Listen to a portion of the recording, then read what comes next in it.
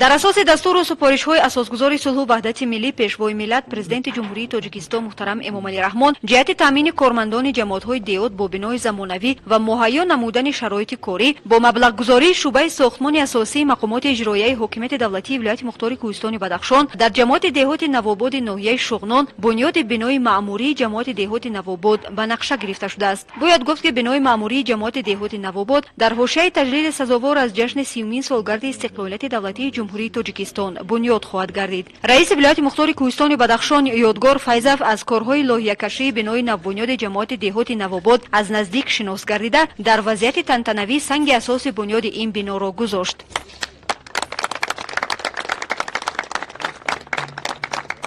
лоҳиякаши асосии бинои маъмурии ҷамоати деҳоти навобод корхонаи воҳиди давлатии бадахшон лоҳия буда пудратчии он ҷамъияти савумии кушодаи хизматгор мебошад. раиси ноҳияи шуғнон ҷумазода ҷума шофақир ба роҳбарияти вилоят аз номи сокинони сарфарози ҷамоати навобод барои бунёди бинои нави маъмурии ҷамоат арзи сипос намуда иброз дошт ки бунёди бинои нав ба фаъолияти минбаъдаи кории кормандони ҷамоат заминаи воқеӣ хоҳад гузошт. гуфта шуд ки бинои маъмурии ҷамоати деҳоти навобод бояд дар муддати 3 сол бунёд гардида мавриди баҳра бардорӣ қарор дода шавад.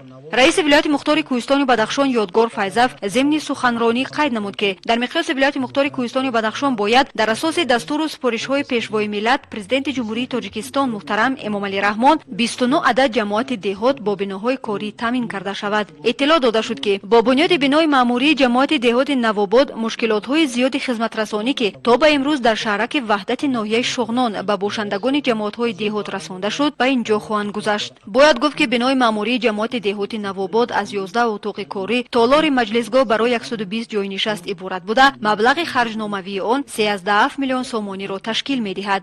баъди гузоштани санги асос раиси вилояти мухтори кӯҳистони бадахшон ва раиси ноҳияи шуғнон аз вазъи беморхонаи марказии ҷамоати деҳоти навобод ва муассисаи таълимии маркази ҷамоат дидан намуданд. иттилоъ дода шуд ки бинои беморхонаи марказӣ ба таъмиру таҷҳизондани асбобҳои тиббӣ ниёз дорад. инчунин муассисаи таълимӣ низ дар ҳолати садамавӣ қарор дошта таъмир талаб мебошад. раиси вилояти мухтори кӯҳистони бадахшон ба роҳбарияти ноҳияи шуғнон барои ҳаллу фасли мушкилотҳои дар ҷамоати деҳоти навобод арзи вуҷуд дошта дастуру супоришҳои мушаххас дод. раиси вилояти мухтори кӯҳистони бадахшон Назира Амирбекзода пеш аз оғози мулоқот бо ҷавонони ноҳияи Ишкошим аз намоиши ҳунарҳои дастии занону бонувони ин ноҳия дида намуда ба дастандаркорони он ҷиҳати пешниҳод намудани ҳунарҳои мардумиашон изҳори миннатдорӣ баён намуд. чорабинӣ дар ҳошияи эълон гардидани солҳои рушди деҳот, сайёҳӣ ва ҳунарҳои мардумӣ рӯи кор оварда шуда бори дигар аз фарҳангсо дурдаст шаҳодат медиҳад. дар рафти вохӯрӣ аз хусуси дастовардҳои 30 соли даврони соҳибистиқлолӣ ва дастгириҳои ҳамаҷонибаи асосгузори сулҳу ваҳдати миллӣ пешвои миллат президенти ҷумҳурии тоҷикистон муҳтарам эмомалӣ раҳмон нисбати занону ҷавонон дар ҳамаи самтҳои хоҷагии мамлакат маълумоти амиқро баён намуд. гуфта шуд ки ҷавонони бо ору номуси вилоят тавонистанд дар ин давра ба бисёр дастовардҳои назаррас дар самти таҳсил, варзиш ва рушди дигар соҳаҳои муҳими хоҷагии халқ ноил гарданд. бонувону ҷавондухтарон ки ҳамеша дар мадди назари роҳбари давлат қарор доранд баҳри таъмин гардидан бо ҷойи кор ва аз худ намудани ҳунарҳои аҷдодӣ корҳои назаррас анҷом дода истодаанд. дастрасӣ ба гранти президентӣ, қарзҳои имтиёзноки бонкӣ, инчунин стипендияи президентӣ ва квотаҳои президентӣ аз ҷумлаи дастгириҳои роҳбарияти олии мамлакат нисбати ҷавонони манотиқи кӯҳистон ба ҳисоб рафта теъдоди зиёди насли ҷавони ноҳияи Ишкошим низ аз чунин дастгириҳо ба таври доимӣ бархурдор мебошанд. ва мо ҷавонон низ дар навбати худ ваъда медиҳем ки ба боварии сарвари давлат ки ба мо ҷавонон кардааст эътимоднок хоҳем буд. баъди баргузории мулоқоти озод саволҳои сершумор аз ҷониби иштирокдорони вохӯрӣ унвонии муовини раиси вилоят Назира Амирбекзода ироа гардида мафсуф ба пурсиши ҳар яки онҳо ҷавоби қонеъкунанда дод. аз иштирокдорони чорабинӣ даъват намуд ки барои сазовор истиқбол намудани ҷашни 30-солагии истиқлолияти давлатии ҷумҳурии тоҷикистон дар рушди нумӯи ҳаёти деҳот ва маркази ноҳияи Ишкошим саҳми арзанда гузоранд.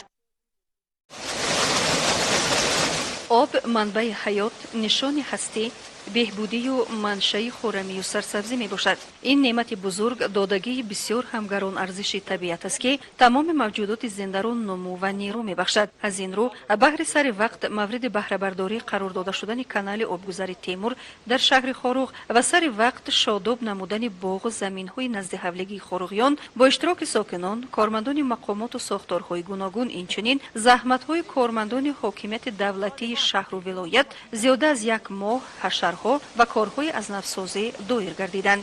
баъде ба сомон расидани корҳои таъмирӣ ва санҷиши дубора имрӯз аз ҷониби кормандони идораи қитъаи беҳдошти замин дар шаҳри Хорух канали Теймур мавриди истифодаи мардум қарор дода шуд.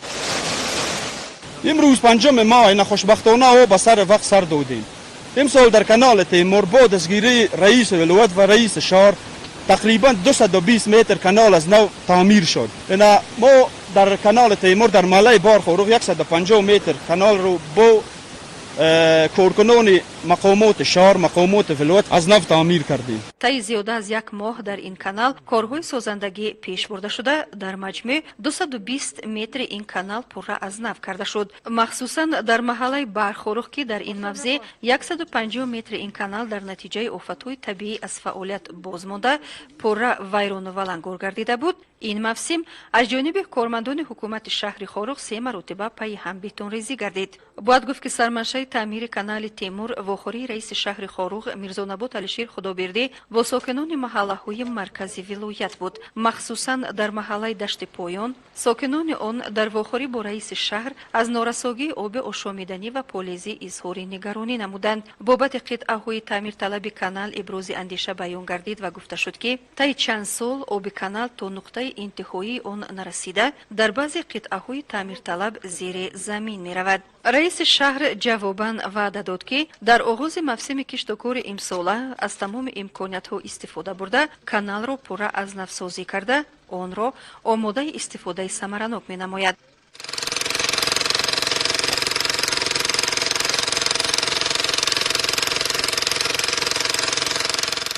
از این روز بعد یک قسمت شهر خاروغ کنون به آب تازه پالیزی و آشامیدنی دسترسی پره دارد. کارهای تعمیری و از نوسازی در قسمت دیگر شهر خاروغ در کانال دودخدا دوام داشته روزهای نزدیک آن نیز مورد بهره برداری مردم قرار داده می شود. давоми 30 соли истиқлолияти давлатии ҷумҳурии Тоҷикистон дар ҳудуди вилояти мухтори Кӯҳистони Бадахшон корҳои ободониву созандагии вусъатёфта бо эълон гардидани солҳои 2019-2021 солҳои рушди деҳот, сайёҳӣ ва ҳунарҳои мардумӣ чандин корхонаҳои хурду миёна ки бештари аз онҳо дузандагӣ ва бофандагӣ мебошанд кушода шуданд. ба ин васила теъдоди муайяни бонувон соҳиби ҷойҳои кории доимӣ гардиданд. яке аз чунин коргоҳҳо корхонаи хурди дузандагии Уснора мебошад ки дар маркази вилоят шаҳри Хоруғ ҷойгузин буда бо муваффақият фаъолият намуда истодааст. дар ин корхона бонувон ҳунари дузандагӣ, бофандагӣ ва тоқидузиро пешкаш намуда бо истифода аз ҳунарҳои миллӣ барои мизоҷон хизмат намуда истоданд. арз медорад як нафар аз бонувони ҳунарманд Моҳинав Давлатмаҳмадова. با اعلان گردیدن سالهای 2019-2021 سالهای رشد دهات، سیاحی و هنرهای مردمی برای بانوان تاجیک امکانیت داد که هنر و استعداد خود را صیقل و رواج داده پیشکش میزاجان گردانیم. ما بانوان شهر خاروغ در برابر دیگر زنان و دختران کوشش نموده ایستاده‌ایم که هنر دوزندگی را بر رسم و عنعنه‌های مردمی بدخشان پیش برده در سیخ مذکور کار و فعالیتمان را رونق داده ایستاده‌ایم. با گشاده شدن سیخ مذکور به ما امکانیت فراهم آمد تا با جای کار تامین گردیده همزمان هنرمان را وسعت بخشیم.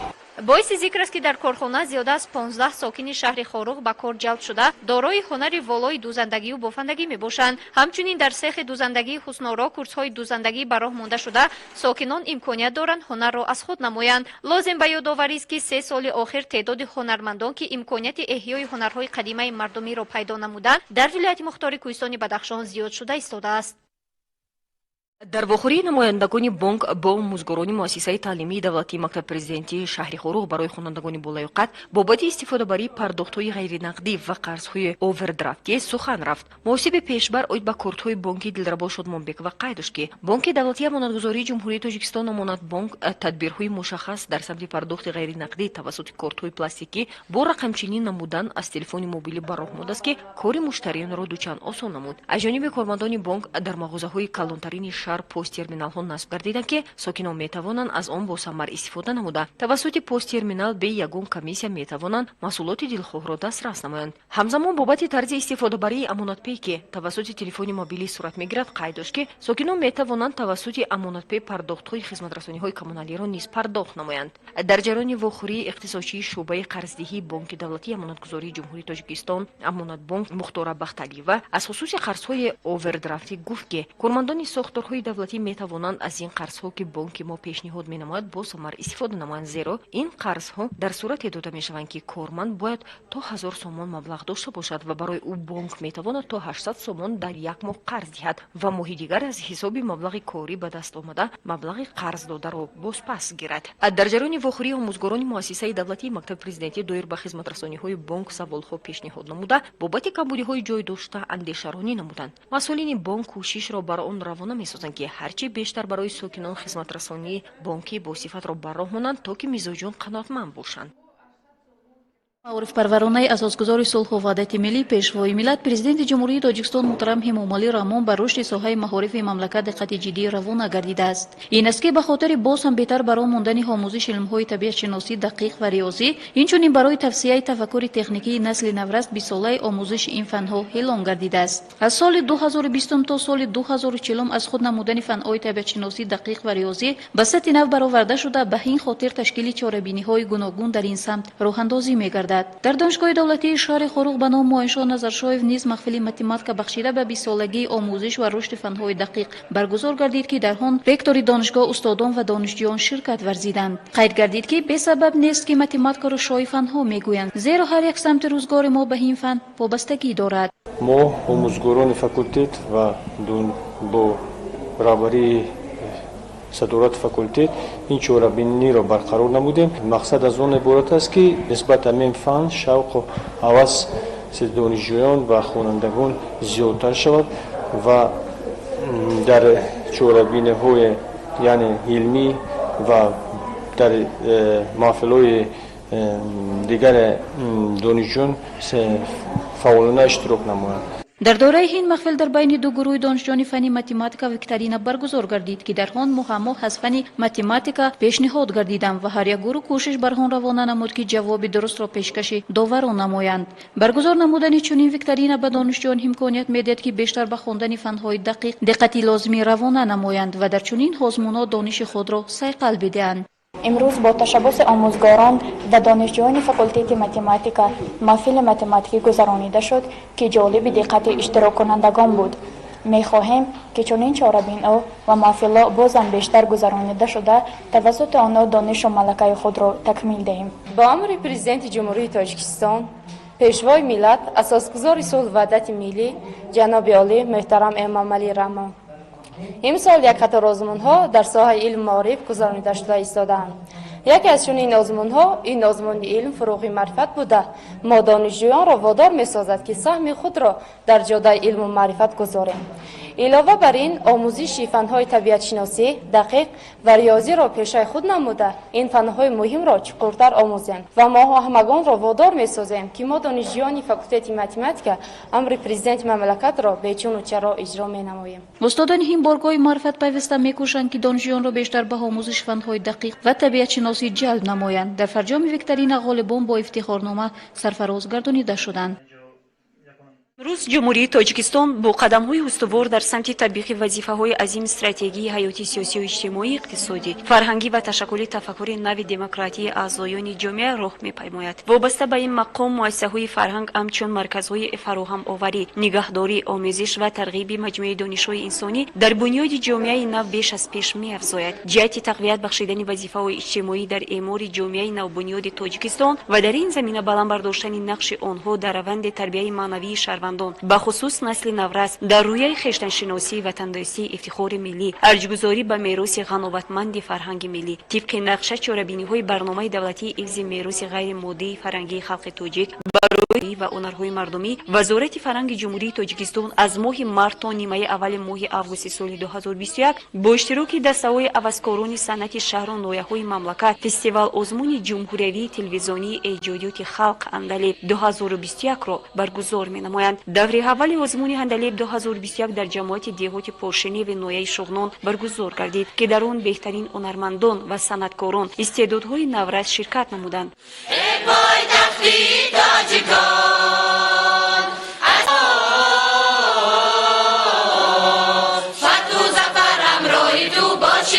همیشه جاودان باشی همیشه